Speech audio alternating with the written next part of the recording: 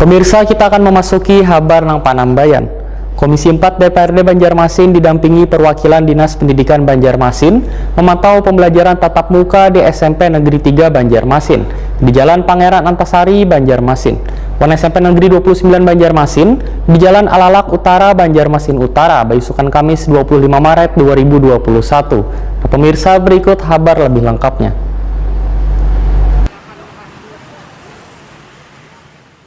Komisi 4 DPRD Banjarmasin memantau pembelajaran tatap muka yang diberlakukan pemerintah Kota Banjarmasin baik untuk SD kelas 6 dan SMP kelas 9 mulai Senin 22 Maret 2021.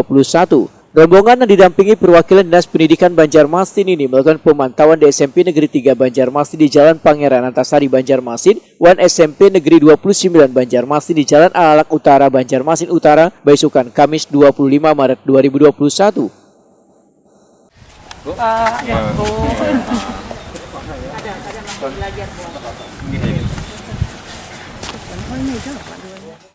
Bahkan wakil rakyat ini berbincang dengan siswa, ternyata seberatan siswa lebih menyenangi pembelajaran tatap muka ini.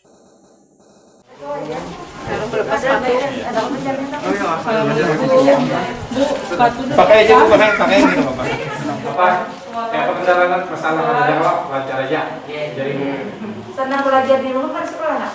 Alhamdulillah. Itu jaga prokesnya saya.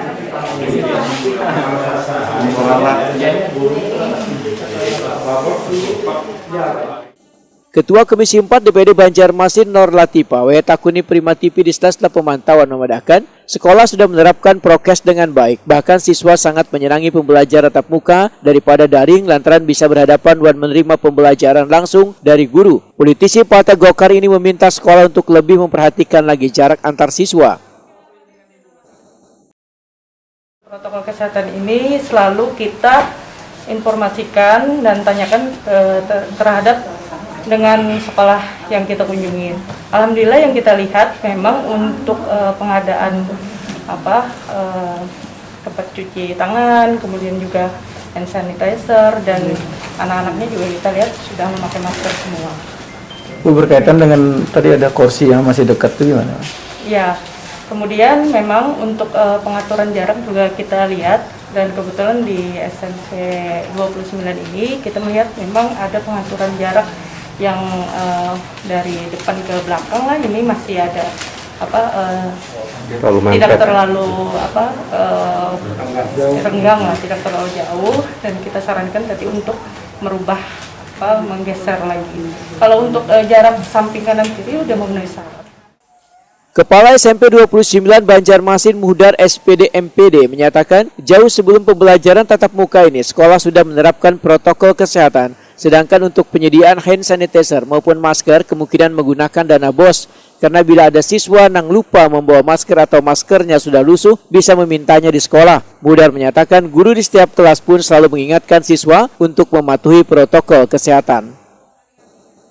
Alhamdulillah kami sangat bersyukur sekali hari ini Komisi 4 bisa berkunjung ke SMP 29 Banjarmasin ini yang berada memang di ujung dari Banjarmasin Utara ini. Nah, kemudian saran-saran dari anggota dewan tadi alhamdulillah itu membuka pikiran kami. Memang ada beberapa jarak kursi yang memang harus kita atur. Karena begini Pak, untuk kita tatap muka ini kan baru 2 hari nih ya dilaksanakan. Insya Allah nanti kami atur kembali nanti jaraknya. Nah, kemudian untuk masalah yang cuci tangan memang kami sudah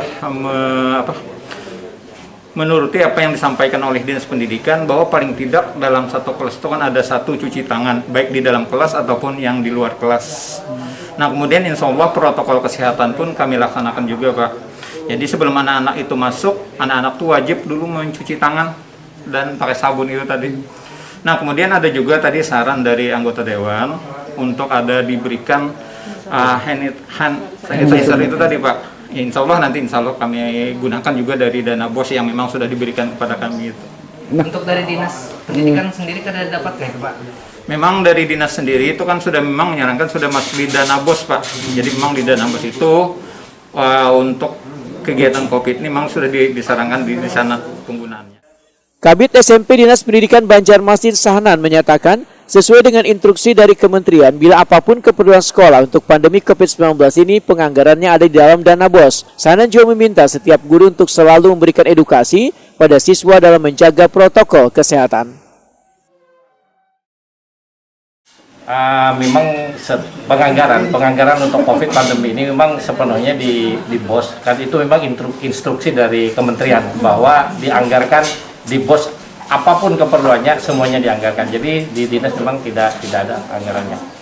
Nah, Pak, tadi kan Bapak menginstruksikan kepada para dewan guru untuk lebih banyak edukasi. Ini maksudnya seperti apa, Pak? Oh iya, yang konkretnya edukasi, karena ini kita menurut pandemi, anak-anak ini kan mungkin masih belum ada terbiasa terkait dengan prokes. Kemudian guru dari pihak guru yang pengajar itu wajib paling tidak 5 menit setiap harinya harus mengedukasi anak untuk mematuhi prokes itu. Jadi supaya anak selalu diingatkan, selalu ingat, baik itu dari rumah, di perjalanan sampai ke sekolah, dari sekolah perjalanan sampai pulang, seperti itu. Jadi pembiasaan. Jadi nanti apabila ada guru dan tidak ada guru, tetap anak-anak itu mematuhi dan sadar dengan sendirinya.